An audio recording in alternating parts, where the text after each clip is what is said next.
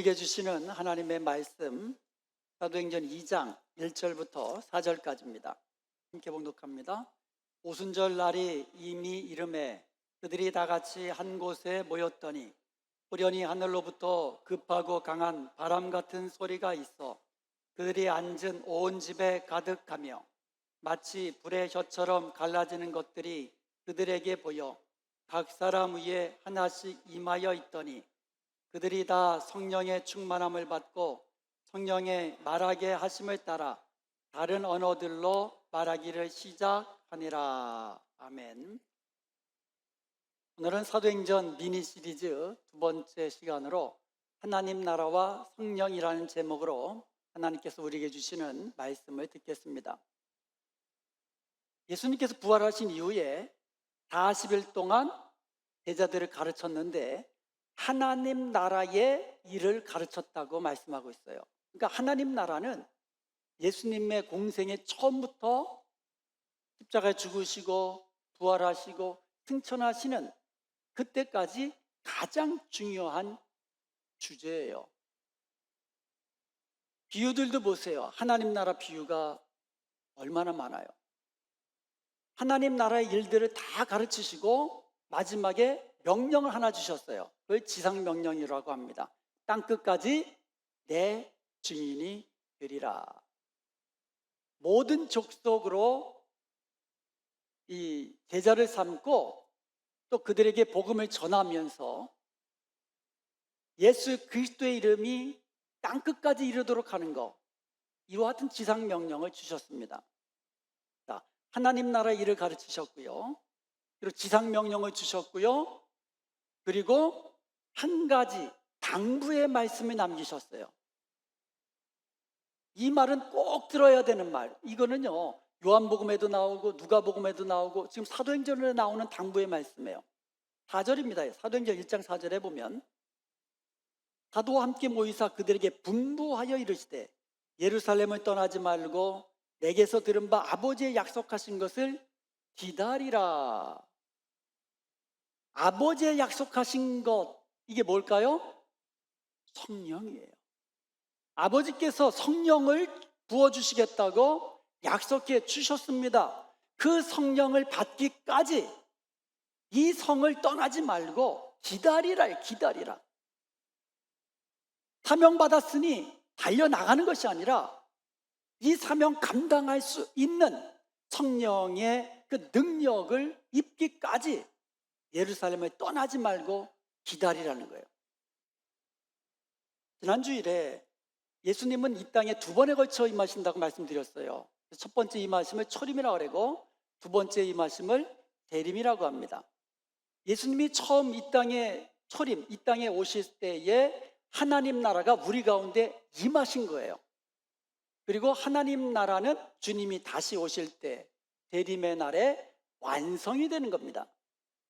이 기간, 초림과 재림, 하나님 나라가 임하고 하나님 나라가 완성되는 이 기간 동안에 하나님 나라는 성장하는 기간이다라고 말씀을 드렸어요.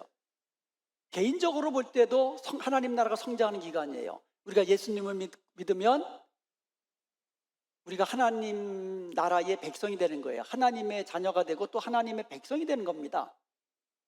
우리 안에 임한 하나님 나라가 우리가 믿음이 자라면서 예수님 닮은 모습으로 조금씩 닮아가는 거예요. 우리 안에 예수님이 우리를 다스리시는 그 영역이, 나라라는 것은 영토가 아니라 통치라고 했거든요. 그러니까 내 안에 주님이 나를 통치하시고 나를 다스리시는 그 영역이 점점 커가는 거예요. 그래서 주님 닮은 모습까지, 거룩한 모습까지 성장해 가는 기간이에요. 주님 앞에 서는 그날까지. 언제가 먼저 올지 몰라요. 우리가 먼저 주님 앞에 서게 될지, 그 전에 주님이 다시 오시게 될지 모르지만 그 기간은 우리가 주님 닮은 모습으로 성장하는 기간이라는 거예요. 또한 이 기간은 주님의 복음, 예수 그리스도의 복음이 땅끝까지 전파되어 가는 기간이에요. 그리고 이 사명을 우리에게 주신 것입니다. 그리고 이때 필요한 것이 성령입니다. 우리 자신을 돌아보면 죄악된 본성이 남아있잖아요. 예수님 믿었다고 해도 죄악된 본성 남아있어요. 혈기가 나오고 거짓이 나오고 이와 같은 것이 때때로 나옵니다. 미워하고 이러한 같은 모습들. 죄악된 본성이 남아있는 우리가 어떻게 거룩하신 하나님의 성품에 참여한 자가 될 수 있겠습니까? 오직 성령의 새롭게 하시는 능력으로 가능한 것이에요. 하나님 나라와 사탄의 나라가 치열하게 싸우는 영적 전쟁터입니다. 지금 이 세상은. 우리의 능력이 어떻게 사탄의 능력을 이길 수 있겠습니까? 절대로 이길 수 없어요. 사탄은 우리보다 강한 자예요.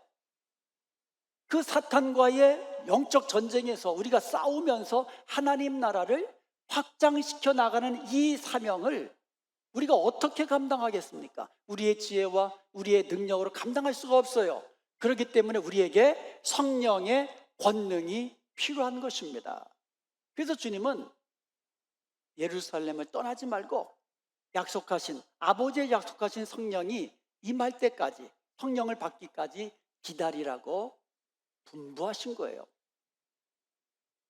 우리가 예수님을 믿고 세례 받고 하나님 나라의 백성이 되었습니다. 크리스천들이 되었어요. 그런데 우리가 크리스천이 되었다는 이 한 가지 사실만으로 우리가 거룩한 자가 되고 거룩한 자로 날마다 변화되어 가고 예수 그리스도의 복음을 힘있게 증거하는 증인의 삶을 저절로 사는 거 아니지요. 이것은 저도 알고 여러분도 다 아는 사실이에요. 우리가 예수 믿었다고 해서 갑자기 거룩한 성인의 모습으로 바뀌는 거 아니잖아요. 우리가 예수 믿었다고 해서 목숨 걸고 예수 그리스도의 증인이 되는 삶을 사는 거 아니잖아요. 그래서 우리에게 성령의 권능이 필요한 것이에요. 그래서 예수님은 우리에게 성령이 임할 때까지 기다리라고 말씀하신 것입니다. 이제 제자들이 예수님의 당부의 말씀, 하나님 나라의 일도 배웠고, 이거는 예수님 공생의 기간 동안에 보고 배운 거거든요. 그리고 지상명령도 받았고, 그리고 예루살렘에 떠나지 말고 아버지 약속하신 성령이 임하기까지 기다리라는 말씀도 들었습니다. 그리고 나서 제자들이 10일 동안, 왜 10일일까요? 오순절에 성령이 임하셨거든요. 40일 동안 예수님이 이 땅에 계시면서 하나님 나라의 일을 가르치시고 승천하셨잖아요. 그럼 오순절 때까지 10일이 남은 거예요. 이 10일 동안에 제자들이 함께 모였어요. 예루살렘에 함께 모여서 누구를 기다렸어요? 아버지의 약속하신 성령을 기다렸어요. 근데 그냥 기다렸습니까? 함께 모여 간절히 뜨겁게 기도하면서 약속하신 성령이 임하시기를 기다린 겁니다. 사도행전 1장 14절에 보면 여자들과 예수의 어머니 마리아와 예수의 아우들과 더불어 마음을 같이하여 오로지 기도에 힘쓰더라. 마음을 같이해가지고 오로지 기도에 힘쓰면서 아버지의 약속하신 성령이 임할 때까지 기다린 겁니다. 드디어 오순절 날이 이르렀습니다. 아버지의 약속하신 성령이 임하는 그 장면이 오늘 본문 말씀이에요. 2절에 보면 호련히 하늘부터 급하고 강한 바람이 임한 겁니까? 바람 같은 소리가 임한 겁니까? 바람 같은 소리가 임한 거예요. 그냥 소리가 아니라 벨리에 사시는 분들은 잘 아실 거예요. 바람 불기 시작하면은요 엄청나게 불어댑니다. 프로렌치는 더 심할 거예요. 강한 급한 그 바람 같은 소리가 온 집에 가득한 거예요. 그리고 3절에 보니까 마치 불의 셔처럼 갈라지는 것들이 그들에게 보인 겁니다. 그러니까 바람 같은 소리도 들리고 불의 셔같이 갈라지는 그것이 그들의 눈에 보인 거예요. 그리고 그 불의 셔같이, 그러니까 제 생각엔 그래요. 불이 쫙 임하다가 사람이 많잖아요. 그러니까 각 사람 위에 그 불이 나뉘면서 임한 겁니다. 그래서 뭐라고 되어 있어요? 각 사람 위에 하나씩 임하여 있더니. 그러니까 불의 혀같이 쫙 임하면서 그것이 한 사람 한 사람 위에 임한 겁니다. 성령이. 그러자 4절에 보니까 그들이 다 성령의 충만함을 받게 된 거예요. 성령의 충만함을 받고 나니까 성령이 말하게 하심을 따라 말하는 거예요. 그랬더니 다른 언어들로 말하기를 시작한 것입니다. 이것을 우리가 보통 방언이라고 이야기하죠. 바벨론 이 바벨탑 사건 아시잖아요. 바벨탑 사건으로 인해서 하나님께서 이 사람들에게 언어를 다 다르게 하셔가지고 자기 언어를 쓰는 사람끼리 모여서 살다 보니까 각 나라와 방언이 생긴 거예요. 그런데 하나님 나라가 임하고 성령이 임하니까 이제는 그 언어가 하나로 통일되는 거예요. 하나님 나라 다시 하나됨으로 하나님 나라로 통일되기 시작하는 거예요. 이제 각 나라와 방언들이 많은데 이제는 그 각 나라와 방언들 땅끝까지 이르러 하나님 나라 하나로 만드는 이 사역이 성령이 임하심과 더불어 시작된 것이에요. 성령이 각 사람 위에 임하니까 모두가 성령 충만을 받았다 그랬습니다. 성령 충만함 받으니까 변하기 시작하는 거예요. 사람이 변하기 시작하고 능력이 임하니까 복음의 증인의 삶을 살기 시작한 겁니다. 제자들 우리가 다 아시다시피 예수님이 잡히시던 날에 어떻게 했습니까? 다 도망쳤어요. 무서워서 다 도망쳤어요. 그랬던 그들이 성령의 충만함을 받고 나니까 목숨을 두려워하지 아니하고 예수 그리스도의 복음이 증인이 되어서 땅끝까지 복음을 전하는 데에 생명을 걸게 된 것을 믿으시기 바랍니다. 그리고 그들은요, 틈만 나면 하나님 나라가 임하면 누가 더 크냐? 예수님 우편에는 누가 왔냐? 예수님 좌편에는 누가 왔냐? 이런 것 가지고 논쟁하고 싸우던 자들이었어요. 그런데 성령으로 충만함 받고 나니까 이제는 서로 사랑하며 섬기는 일에 앞장서는 사람이 된 것이에요. 제자들뿐만이 아닙니다. 초대교회 성도들도요, 예수님을 믿고 세례를 받고 성령을 선물로 받고 나니까 완전히 변화된 삶을 살게 된 거예요. 그 변화된 삶의 모습이 사도행전 2장 43절 이하에 나옵니다. 여기를 보면은요, 그들은 기쁨으로 서로의 것을 서로 나누면서 그리고 뜨겁게 사랑하는 사랑의 공동체를 이루었어요. 성령으로 충만하게 되니까 하나님 사랑하게 되고 또 다른 사람 사랑하게 되고 또 섬기는 자가 된 것입니다. 성령으로 충만하게 되면 사랑의 사람이 되는 거예요. 그리고 그들은요, 모이기를 심쓰면서 즐겁게 하나님을 찬양하며 예배하는 자들이 되었어요.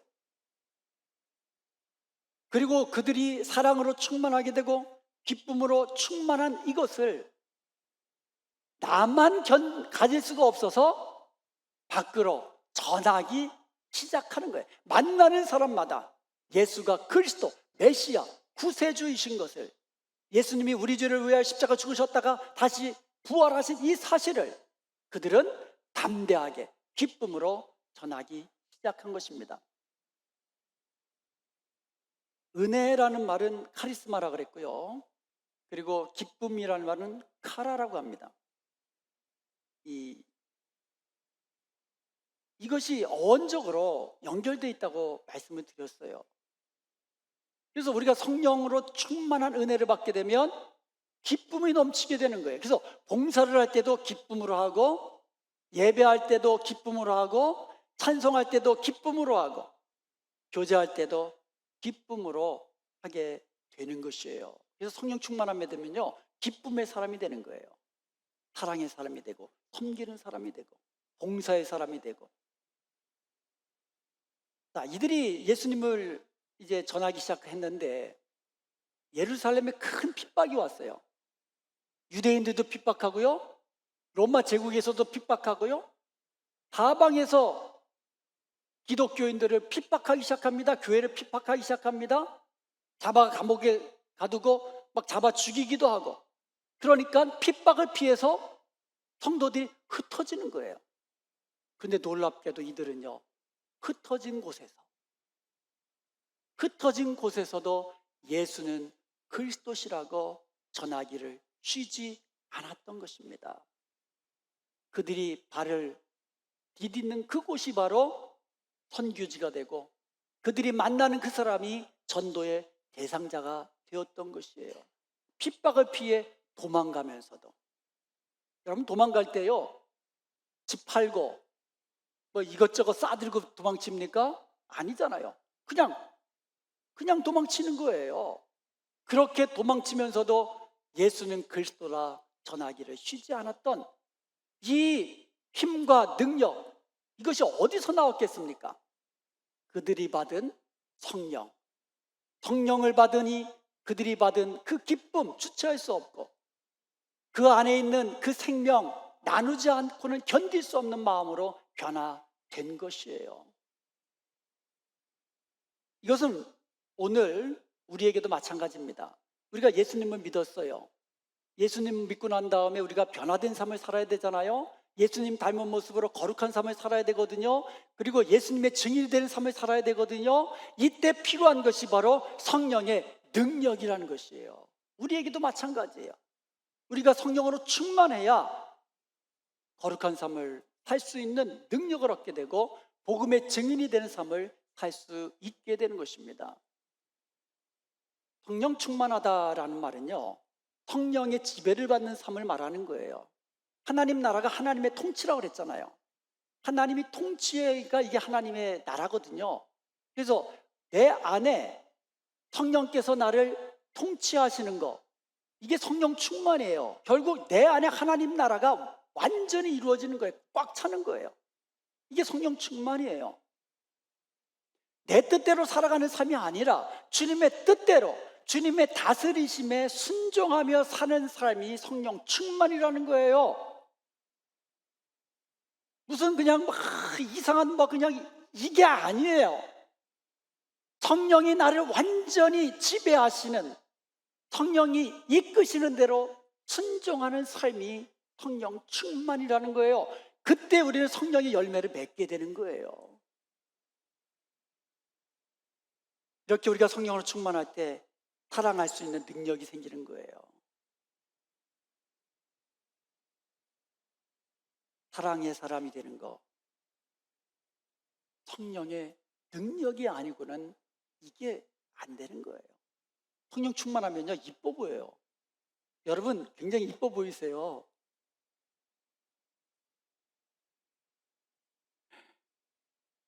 제 눈이 그렇게 보이는 거예요. 여러분이 한번 보세요. 서로 이뻐 보여야 돼요. 서로 사랑스러워 보여야 돼요. 성령이 충만하면 그렇게 이쁜 거예요. 저희 집사람이 이게 얼마나 이쁘겠어요. 이제는 보면 쭈글쭈글해졌어요. 10년, 20년 전이 아니에요. 근데 맨날 이쁘다 그래요.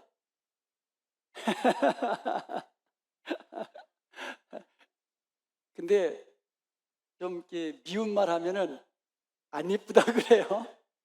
여러분, 이 성령을 충만하면은요, 사랑의 사람이 되는 거예요. 내 힘으로 어떻게 사랑의 사람이 될 수 있겠습니까?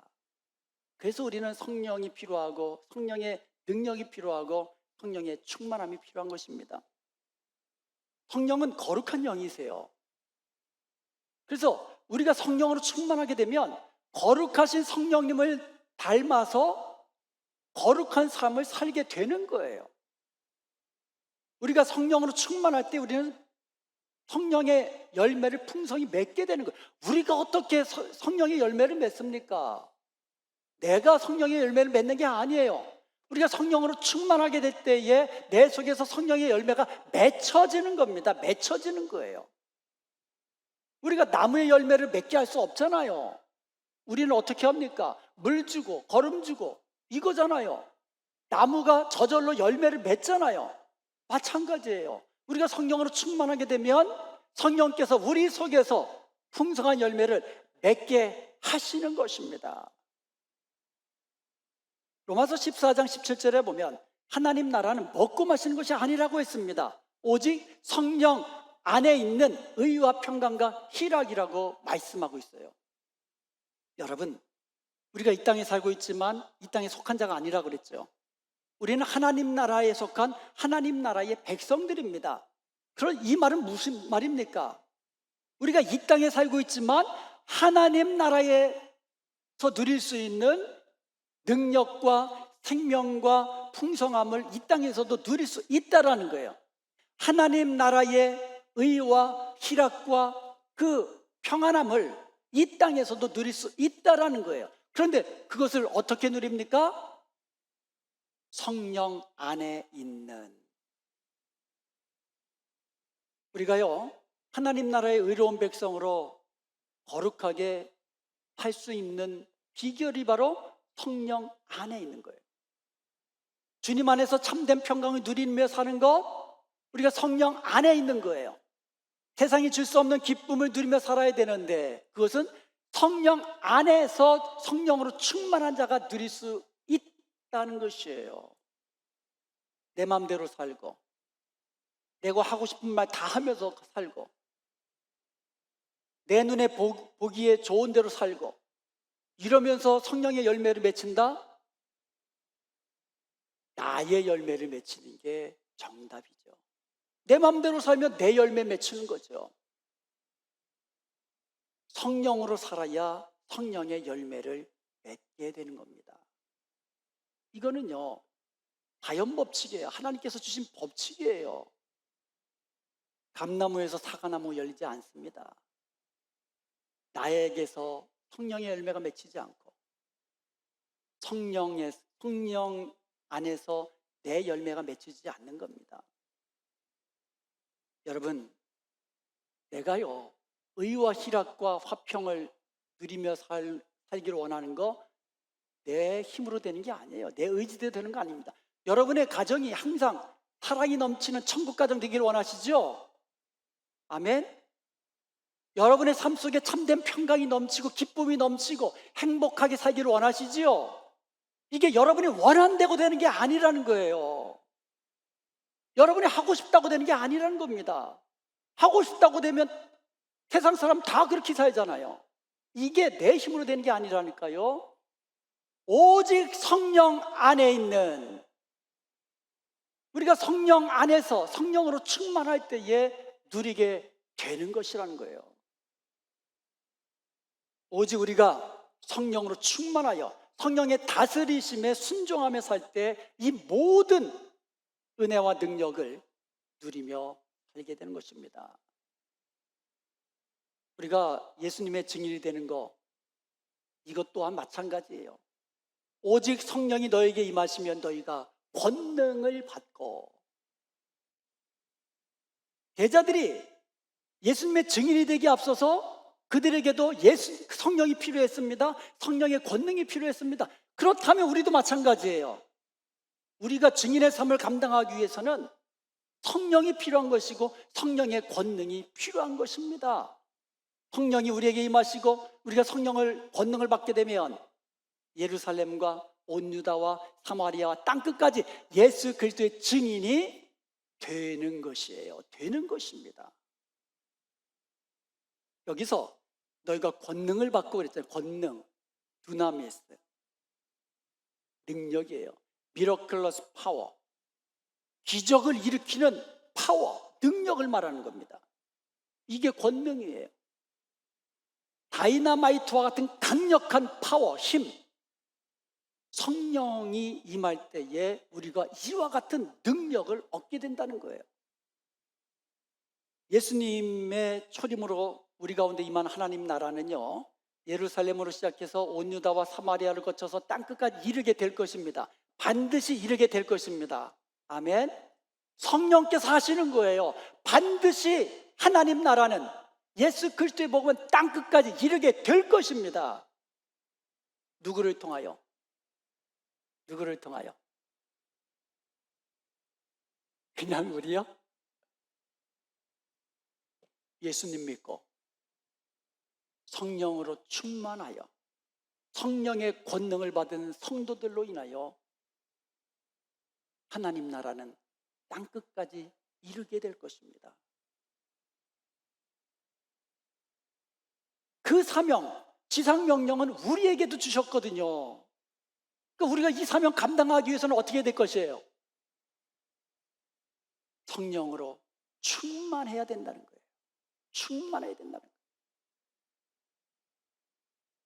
하나님 나라가 성장하는 데 있어서 이렇게 성령님이 중요하시고 성령의 사역과 성령의 능력이 이렇게 중요합니다. 그런데 예수님은요, 이 성령님을 보혜사라고 말씀하셨어요. 요한복음 14장 16절에 보면 내가 아버지께 구하겠으니 그가 또 다른 보혜사를 너에게 주사 영원토록 너희와 함께 있게 하시겠다 말씀하셨어요. 그리고 요한복음 14장 26절에도 보면 보혜사, 곧 아버지께서 내 이름으로 보내실 성령 그랬거든요. 여기서 말하는 보혜사, 파라클레토스라고 합니다. 파라클레토스라는 말은 파라, 곁에서라는 뜻이에요. 칼레오라는 말은 이 make a call, 부르다라는 뜻이에요. 그래서 파라클레토스라는 말은 이 도와주기 위해서 옆에 부름받은 사람, 그런 뜻이에요. 그러니까 도움을 베푸도록 곁에 부름을 받은 자가 파라클레토스예요. 그러니까 성령님이 늘 우리와 함께 있으면서 우리 곁에서 우리를 도와주시기 위해서 우리 곁에 계시는 분이라는 거예요. 그래서 영어 성경에 보면 카운셀러, 헬퍼, 컴포터 이렇게 번역을 했어요. 성령님은 항상 우리 곁을 떠나지 않으시면서 때로는 우리를 돕는 자가 되시고 때로는 우리의 상담자가 되시고 때로는 우리의 위로자가 되시는 것이에요. 여러분, 우리가 힘들고 어려울 때 누가 우리를 도와줄 수 있습니까?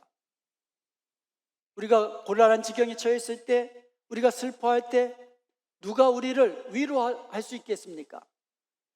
우리가 깜깜한 어둠의 길을, 사막길을 가는 것 같은 어디로 가야 할지 알지 못하는 우리의 인생길에서 누가 우리의 길을 인도하는 인도자가 되겠습니까? 성령께서 그 일을 감당하신다라는 거예요.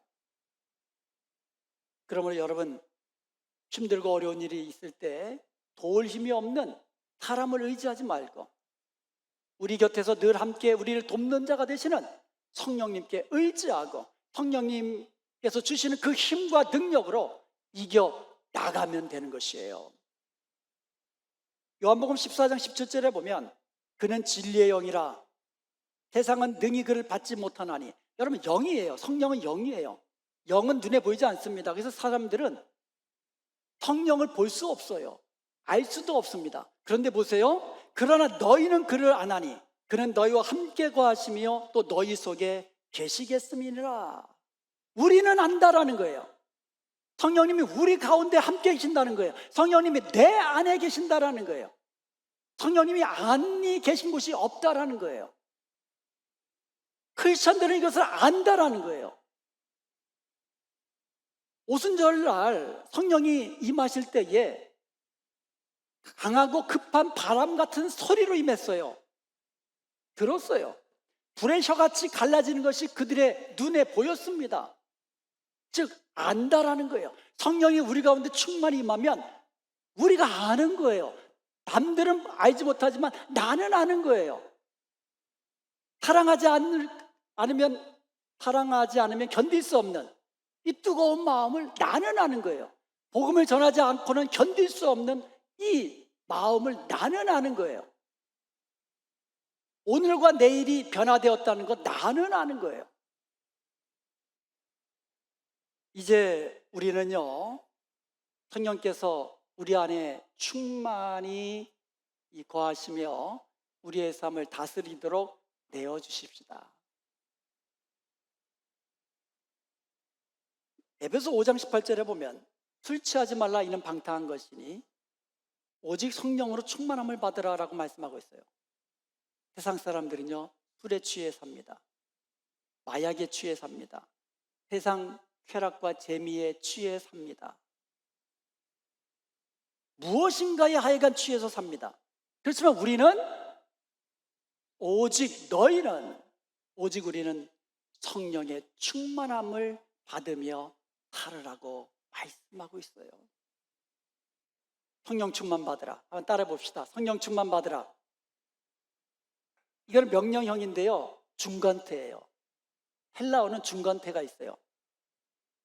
내가 하는 것은 능동태고 내가 받는 것은 수동태인데, 이건 중간태예요. 성령 충만 받는 것은. 그러므로 성령 충만을 어떻게 받느냐? 하나님이 주셔야 받는 거예요. 아멘. 하나님이 주셔야 받는 거예요. 그리고 또 어떻게 받느냐? 내가 또 구해야 받는 거예요. 여러분, 보석 다이아몬드를 돼지에게 주는 사람이 어디 있습니까? 하나님은요, 보석보다 귀한 성령을 아무에게 주지 않습니다. 하나님이 주세요. 그러나 아무에게 주시지 않는 거예요. 성령이 귀한 줄을 알고 성령 충만을 사모하면서 내게 성령이 마시옵소서, 충만히 마시옵소서, 나의 삶을 다스려 주옵소서, 이렇게 구하는 자에게 주시는 것이에요. 그리고요, 성령은 거룩한 영이에요. 거룩한 곳에 임하십니다. 더러운 곳에 임하지 않아요. 사람도요, 더러운 곳에 가면 싫잖아요. 성령님도 싫으신 거예요. 그래서 우리가 성령을 구할 때에 내 속에 있는 이 더러운 죄들을 다 회개하고 하나님 앞에 예수 그리스도의 십자가의 피로 다 사함받고 깨끗한 마음으로, 심령으로 성령이 충만히 임하기를 구할 때에 거룩하신 성령께서 임하시되 충만히 임하시는 것을 믿으시기 바랍니다. 성령이 임할 때에 능력을 받게 되는 것이고, 성령이 충만히 임할 때 기쁨의 사람, 사랑의 사람으로, 거룩한 사람으로 변화되어 가는 것입니다. 예수님의 증인으로 살아갈 수 있게 되는 것입니다. 이제 우리도 성령의 충만함을 사모하십시다. 성령의 충만함을 구하십시다. 내 속에 더러운 것, 티끌만한 죄라도 있다면, 생각나는 것이 있다면 회개하시고 다 고백하시고 예수 그리스도의 보혈로 깨끗함을 입고, 나에게도 성령이 필요합니다. 성령의 은혜가 필요합니다. 성령의 능력이 필요합니다. 내게도 충만히 임하여 주옵소서. 성령께서 말씀하시는 바에 따라 순종하며 살겠습니다. 이렇게 성령 충만한 사람이 되어서 날마다 우리의 삶이 거룩함으로 변화되어 가고, 때를 얻든지 못 얻든지 예수 그리스도의 증인이 되는 저와 여러분 되시기를 주님의 이름으로 축원드립니다.